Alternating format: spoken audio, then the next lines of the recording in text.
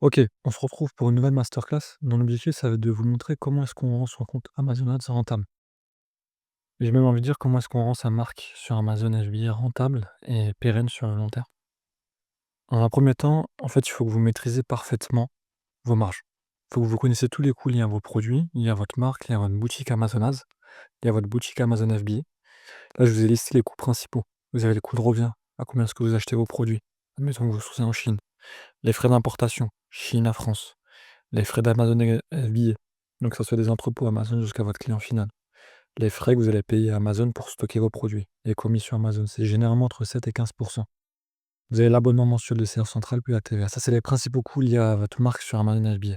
Je vous ai fait une vidéo détaillée qui liste tous les coûts pour créer une marque sur Amazon FBA. Allez le regarder. Je vous la mets en haut à droite de l'écran. Moi, ce que je vous recommande, c'est avoir un minimum 25 de marge sur son produit avant publicité. Donc avant tous ces coûts-là, vous devez marger à 25. Puis après, on va mettre de la publicité derrière. Et aussi prioriser un produit qui se vend au-dessus de 20 € parce qu'en dessous de 20 €, ça va être compliqué d'amortir tout ce qui va être frais d'expédition Amazon FBA. Donc pour rendre votre compte Amazon Ads rentable, la première question que vous allez vous poser, c'est quel est votre TACoS idéal? Donc pour rappel, le TACoS, c'est vos dépenses sur votre chiffre d'affaires global, donc le chiffre d'affaires total de la boutique. Admettons, vous générez 1 000 €, vous dépensez 100 € en publicité, ça vous fait un TACoS à 10. Donc quel est votre TACoS idéal? Donc admettons, vous prenez un produit qui marge à 25. Moi je vous recommande de ne pas dépasser 10. Donc pour moi, ça serait le tacos idéal pour ce type de produit. Et où en êtes-vous sur votre plan de tacos? Lorsque vous lancez un produit, moi je vous recommande toujours d'avoir un plan détaillé, mois par mois, sur votre tacos objectif. Admettons, le premier mois, vous êtes de plus en plus agressif, donc on va s'autoriser à avoir limite un tacos jusqu'à 25. Puis on va être dégressif mois après mois, 20, 15, 10, etc. La deuxième question que vous allez vous poser, c'est quels sont vos objectifs? Aujourd'hui, est-ce que vous êtes plus sur un objectif de faire de la croissance? Donc là, on ne sera pas du tout sur l'optimisation de la rentabilité, mais plus sur faire référencer son produit parce qu'on est sur les premiers mois de référencement sur un marketplace. Donc là, on va être de plus en plus agressif. Donc là, on ne va pas chercher la rentabilité. Ou là, vous avez atteint, on va dire, des positions en organique intéressantes. Et là, maintenant, vous voulez être rentable. Donc si vous regardez cette vidéo, je pense que c'est pour cette question-là que vous vous posez. Et on va voir ensemble comment faire. La première étape, ça va être de calculer son CPC, target, j'ai envie de dire. Donc là, en l'occurrence, là, il y a une formule très simple pour calculer son CPC target, ça va être l'ACoS fois votre taux de conversion fois votre prix de vente. Donc là, c'est l'ACoS, ça se situe au niveau ads. Donc là, c'est vos dépenses sur, votre chiffre d'affaires ads et non sur le chiffre d'affaires de la boutique. Admettons sur là, vous vous autorisez, un ACoS à 100. Vous avez un taux de conversion à 10 sur votre fiche produit et votre prix de vente est de 30 €, ça vous fait un CPC idéal à 3 €. En l'occurrence, là, on va essayer d'optimiser, on va essayer de chercher des ACoS à 50 et là, vous avez votre CPC idéal. En fonction, en fait, de ce CPC-là, vous allez savoir plus ou moins lorsque vous allez être rentable ou non. Dès que vous dépassez ce CPC-là, vous allez pas être rentable et si vous êtes en dessous de ce CPC, vous allez être rentable selon votre taux de conversion. Donc c'est important de connaître aussi son taux de conversion sur sa fiche produit. Ça, vous avez c'est très simple, hein, vous prenez, le nombre de sessions qui est sur votre fiche produit, divisé par le nombre d'unités vendues sur votre, fiche produit.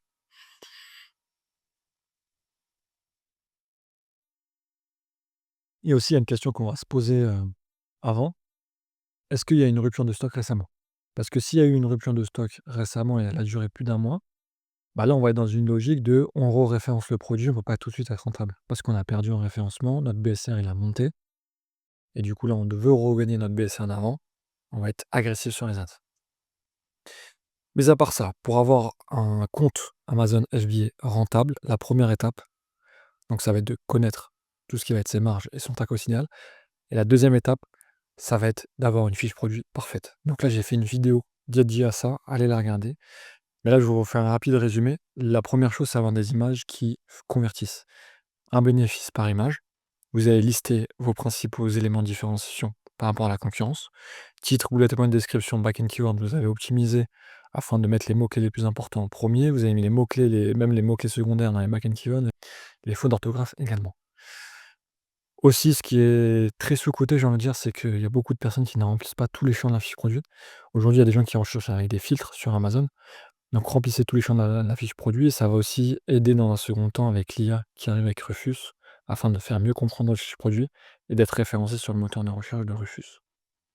Les contenus à plus, vous les avez créés. Donc sur chaque image, vous avez mis des mots-clés derrière chaque image, dans le back-end des images afin d'optimiser votre référencement et les avis, vous avez des super avis et aussi sur les avis très importants, moi je vous recommande de faire vivement le programme Amazon Vine afin d'avoir au plus vite 30 avis et d'être le plus rentable sur la publicité. La troisième étape, bah, ça va être de suivre vos performances. Déjà, ça va être de faire un bilan de vos performances actuelles. Où est-ce que vous en êtes?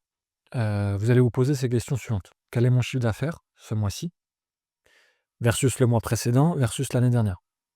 Vous essayez de comparer votre chiffre d'affaires sur les précédents mois. Si vous n'avez pas de data, vous venez de lancer votre marque, vous essayez de regarder la concurrence qu'a fait.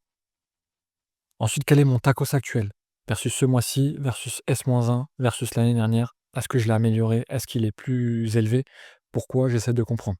Quel est mon BSR? Est-ce que j'ai gagné en classement sur Amazon ou est-ce que j'ai perdu? Est-ce qu'il baisse mon BSR? Est-ce que je gagne des positions également en organique? Et aussi, il y a des marques qui ont aujourd'hui des revendeurs sur leur fiche produit. Est-ce que je perds la buy box? Parce que ça peut expliquer pourquoi je fais moins de ventes aujourd'hui. Les données, vous allez suivre, j'ai envie de vous dire, semaine par semaine. Ça va être des données externes. Donc, dans un premier temps, ça va être la concurrence, parce que ça peut expliquer pourquoi vous perdez en vente, pourquoi vous êtes moins rentable. Donc, la concurrence, vous allez traquer le prix, BSR, parce qu'ils font des promos, leur trend des ventes. Donc, prix, BSR et promo, vous pouvez faire ça avec, vous pouvez regarder ça avec Helium 10 et Keepa. Et trend des ventes, vous pouvez regarder ça avec Helium 10. Aussi, il faut que vous regardiez vos mots-clés principaux. Est-ce qu'ils sont baissés en volume de recherche? Ou au contraire, est-ce qu'ils ont augmenté? S'ils ont augmenté, pourquoi est-ce que moi j'ai pas augmenté derrière en chiffre d'affaires? Également, vous allez regarder vos positions organiques sur les top mots-clés. Donc ça, vous avez Helium 10 avec le Keyword Tracker. Vous avez juste à jeter un coup d'œil, j'ai envie de vous dire, chaque début de semaine. Essayez de voir si vous avez gagné en position organique sur les mots-clés principaux sur lesquels vous voulez vous référencer.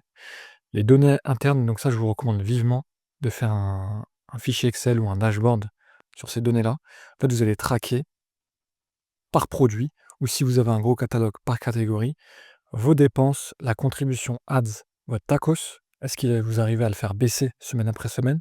Les unités ads que vous vendez versus les unités globales, le chiffre d'affaires ads que vous générez versus le chiffre d'affaires global. Donc ça vous permet d'avoir la contribution ads et votre taux de conversion. Est-ce qu'il baisse? Est-ce que vous arrivez à l'augmenter lorsque vous optimisez votre chiffre produit? Toutes ces données-là, je vous recommande vivement de faire un dashboard fichier Excel pour pouvoir les traquer. Parce que ça, c'est super important et vous pouvez voir en fait l'évolution de vos produits ou de votre catalogue ou de votre catégorie. Ensuite, là, on part sur la partie Amazon Ads. Comment on va faire en sorte que votre compte Amazon Ads soit rentable? La première étape, vous allez vous dire, mais ça n'a aucun lien avec vos publicités, avec les dépenses qu'on fait, mais c'est avoir des noms de campagne clairs. J'ai trop vu de comptes Amazon Ads où c'était pas clair, on n'arrivait pas à comprendre en fait quelle campagne faisait quoi. Non, c'est super important, vous devez avoir des campagnes Amazon, des noms de campagnes super clairs. Vous savez quelle campagne a quel objectif, vous savez quelle campagne nécessite plus de budget ou non et pourquoi. Parce que vous avez fait tel ciblage.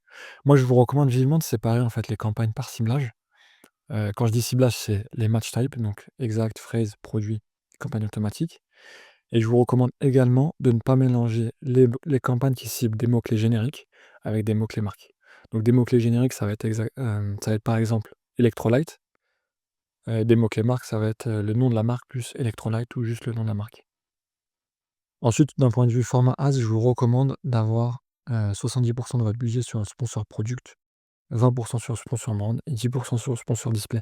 En suivant cette, recommandation, vous pouvez plus ou moins optimiser parfaitement, votre compte Amazon Ads et optimiser votre rentabilité derrière. Sur vos optimisations ads, donc c'est ça qui va faire en grosso modo, pourquoi vous allez être rentable sur Amazon. Un, c'est avoir mon produit, une bonne fiche produit, donc les étapes que je vous ai citées précédemment. Et là, on part sur l'optimisation ads. Au niveau campagne, moi, ce que je vous recommande, si et seulement si votre tacos est bon, c'est-à-dire qu'on a un objectif de tacos à 10 et aujourd'hui, je suis à 9, là, je peux augmenter le budget et être plus agressif sur les ads. Donc, quelle campagne je vais augmenter? Je vais augmenter sur les campagnes qui me génèrent de la croissance.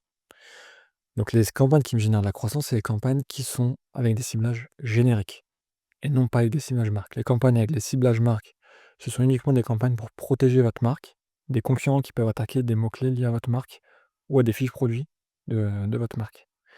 Donc les campagnes qui vous génèrent de la croissance et qui ont un bon ROAS, j'augmente le budget si elles sont limitées par le budget. Si elles ont un bon ROAS et qu'elles génèrent de la croissance mais elles ne sont pas limitées par le budget, j'augmente les enchères. Ensuite, sur les campagnes défensives, je m'assure au minimum d'avoir 80 de part d'impression sur les premiers résultats de recherche.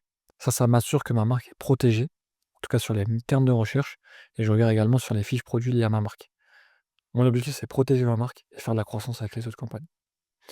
Au niveau enchères, donc là, je vous ai fait des exemples. Pour être plus clair, j'ai caché la data par souci de confidentialité avec le client.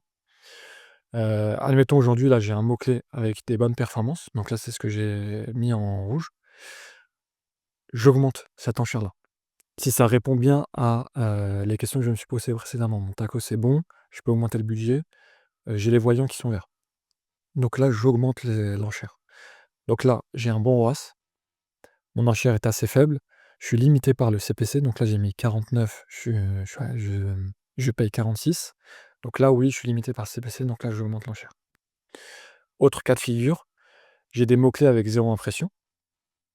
Bien sûr, je répète, hein, mais j'ai vérifié que mon taco, c'était bon, que je peux augmenter les budgets, je peux augmenter l'enchère. Donc là, j'ai des mots-clés avec 0 impression. Qu'est-ce que je fais? J'augmente l'enchère, parce que j'ai besoin de générer des impressions. Dernier cas de figure, j'ai des mots-clés qui dépensent, mais qui sont pas rentables. Donc là, en l'occurrence, j'ai un ROAS négatif, mais ça me génère quand même des ventes. Donc là, je paye 2 € le clic. J'ai une enchère pratiquement à 3 €. Donc là, ce que je fais, je réduis l'enchère et je passe légèrement en dessous du CPC que je paye. Mon objectif, c'est optimiser le ROAS. Je désactive pas de mots-clés, parce que ça me génère des ventes, mais je suis pas rentable, donc je réduis afin de réduire ma position en publicité. Ce que vous devez faire également en nettoyage, régulièrement, c'est tous les mots-clés, en tout cas tous les termes de recherche, je parle surtout pour les campagnes automatiques et les campagnes avec des ciblages phrases. Tous les 2 jours, je check tous les termes de recherche qui sont pas pertinents, hem, pour mon produit. Je prends un exemple, hein, mais ça arrive, très rarement. Admettons, je vends une, souris gamer. La campagne automatique m'a ciblé sur le mot-clé chocolat. Ça, en l'occurrence, je mets tout de suite un négatif parce que je sais que je vais jamais générer de conversion sur ce type de mot-clé. Donc ça, je retire tout de suite de ma campagne et les ciblages qui dépensent beaucoup, mais qui génèrent aucune vente, je les désactive également de ma campagne. Donc si vous êtes resté jusqu'à la fin de cette vidéo, je vous remercie. Si vous avez également des questions liées à Amazon Ads et vous voulez optimiser votre rentabilité sur Amazon, envoyez-moi un message directement, dans la description, je vous ai mis un lien sur, WhatsApp. Merci à vous.